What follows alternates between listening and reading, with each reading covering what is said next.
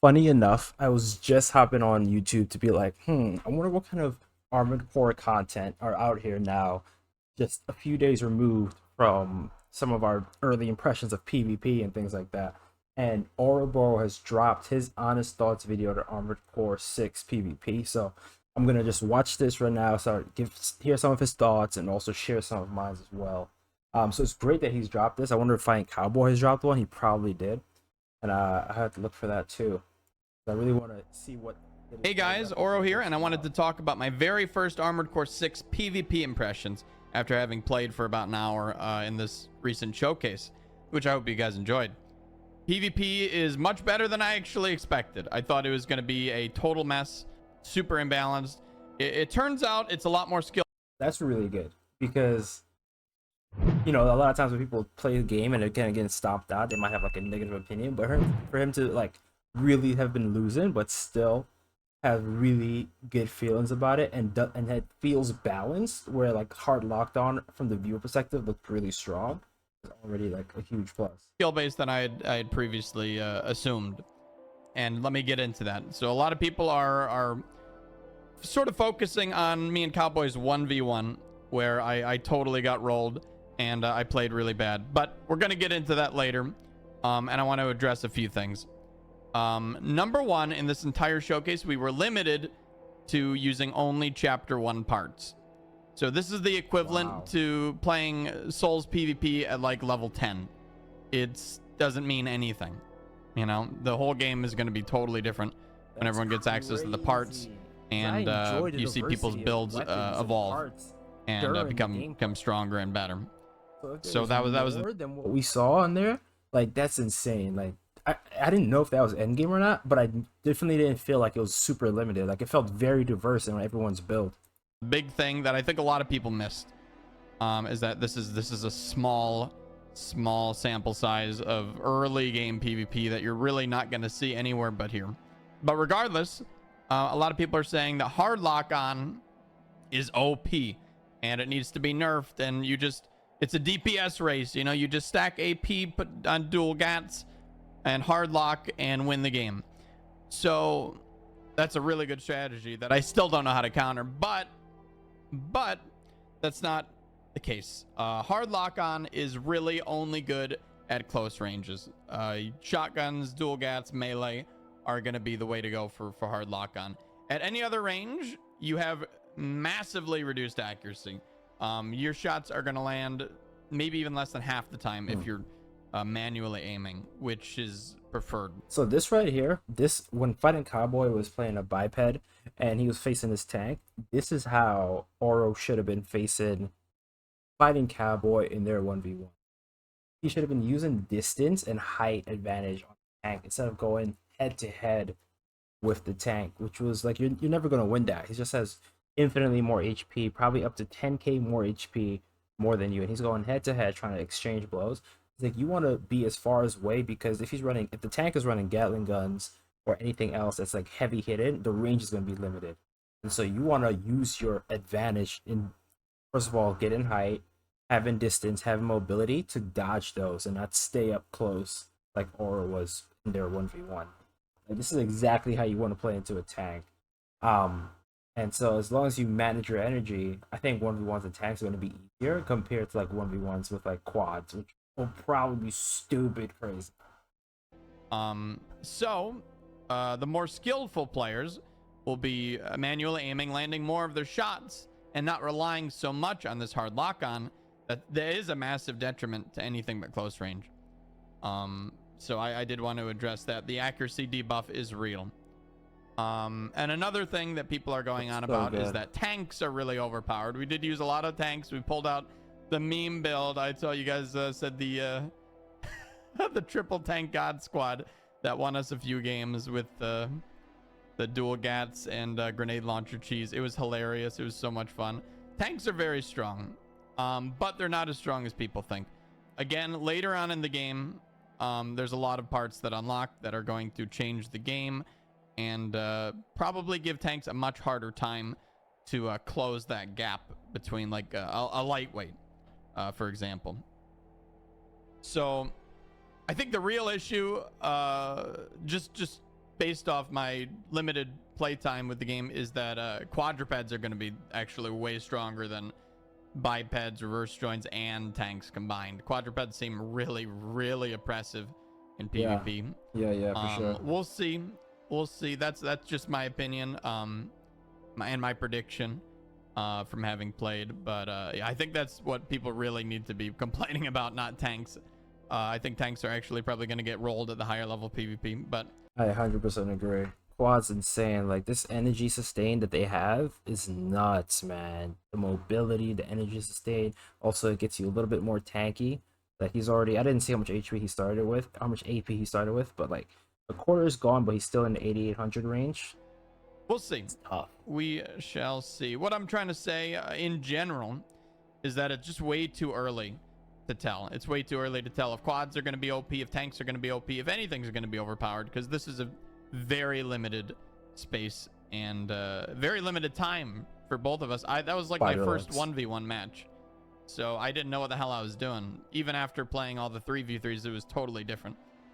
But I had an absolute blast, and I think that's what matters. Like, I was really enjoying it, and I think with more time, I would have done much better. And wow, you know, I will when the full game comes out. I'm really excited to run that back with Cowboy and see how we do with the full game parts. The salty run back's gonna be real, boys. But you know, I love Cowboy. He's a great friend of mine. We had an absolute blast playing. I think he enjoyed the game as much as I did too. We were both pleasantly surprised at how fun the PvP is.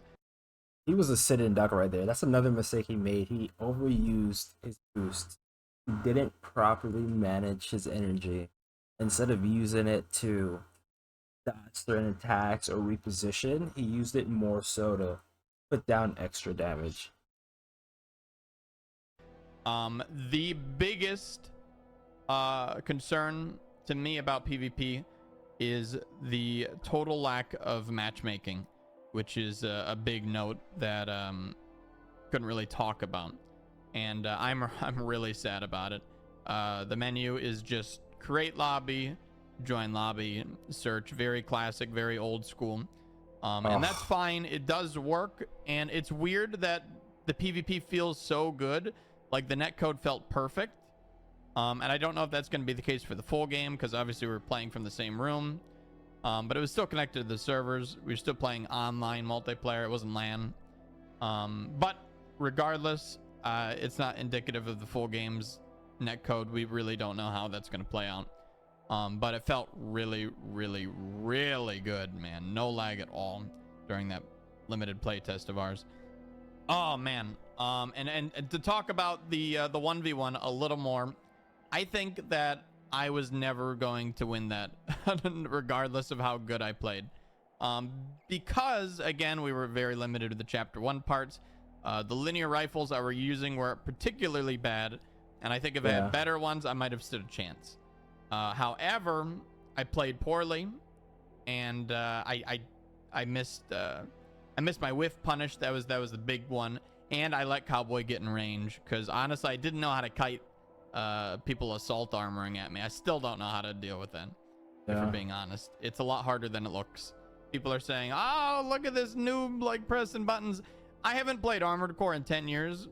And what I did play, Armored Core 4 and 5, I was like one of the top players in Armored Core 5. I was really good, but this is a totally different game. And again, it's been 10 years. Like, I'm still learning. So time will tell. Time will tell all these things. The TLDR is that it's just way too early to judge, guys. This game isn't even out yet. We don't know how it's going to play out. People are jumping to crazy conclusions about the meta and stuff, and I think people need to give it some time and see how it plays, because I think there's number one, I think there's massive potential here, and number two, I think that if there are major balance issues, they have regulation patches. They confirmed them. You can see them in the opening screen. They are going to patch the game. They are going to try their best to balance it. I wonder how often they're gonna patch the game. I mean, if we're, it's been years, obviously, since playing Armored Core and how often that got patched. But if we're looking at Elden Ring patches and Souls patches and things like that, I feel like they've always patched it probably, it felt almost sort of semi-annually, like, every 3 months, every 2 months, it kind of got a patch. Where something like Elden Ring probably wasn't as bad because it's not really that. It's like it has PvP, but it's not like a PvP game. But this one, the PvP of Armored Core plays a lot, plays a bigger factor in the overall life of the game.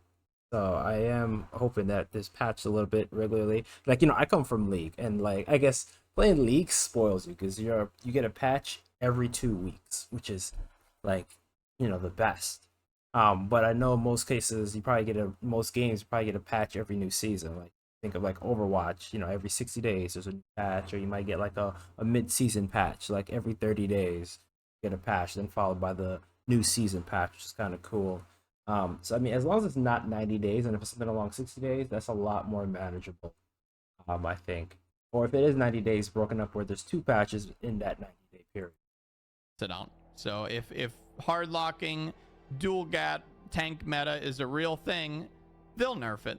They'll tone it down, and I think we're actually gonna have a really fun PvP experience with the game. I hope they patch in matchmaking. I think that is actually my biggest concern, is being able to play the game consistently, and for people not wanting to like 100%. take the time to search for rooms and invite their friends and get people in. It can be a bit of a pain without matchmaking. So Yeah.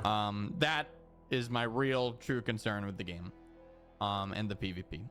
But I think it was a lot of fun. Again, I really enjoyed my time. GG's to everyone involved.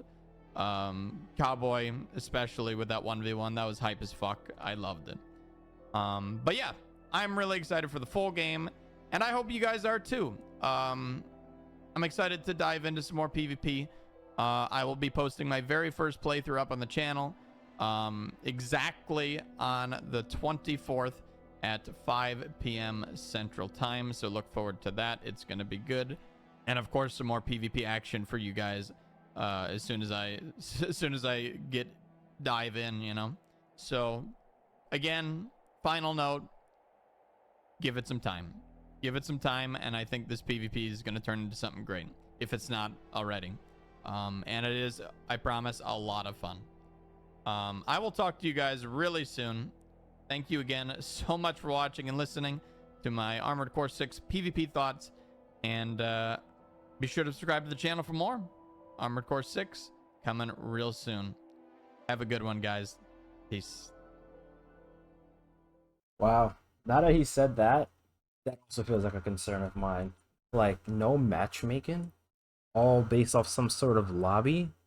Like, you know, people have their gripes about skill-based matchmaking, rank-based matchmaking, but it makes things flow easily, I think. And so where you have to find these lobbies will definitely feel probably a lot more of a bigger skill gap in terms of like you never know who's really in those lobbies. Um, if matchmaking could be made in, I don't know. I'm not a game dev. If any game devs know, that'd be interesting to know. Also, hearing the fact that there isn't any matchmaking currently, or at least from their experience, makes me wonder like, do they have big hopes as far as like what the competitive ladder would be of Armored Core 6? Because I imagine if you put in matchmaking, you had ideas that you want people to sort of go for the best of the best to really reach high on the ladder boards, um, the ladder slash leaderboards. So, and I'm a competitive person, so I would have loved if there was something of a rank. I mean, imagine reaching the highest title of Raven or something like that. How dope would that have been? Um, but I absolutely agree with everything Oro had said. Oro fighting Cowboy, and the sort of the two hosts were really great. I overall am very excited. I enjoyed every bit of that, and I'm hoping.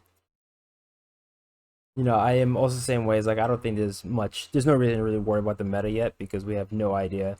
Um, Also, I know I'm a YouTuber and making YouTube, but definitely one of the biggest gripes that I have with YouTube is how dependent gamers have become on YouTubers doing all the hard work and just absolutely abusing the meta.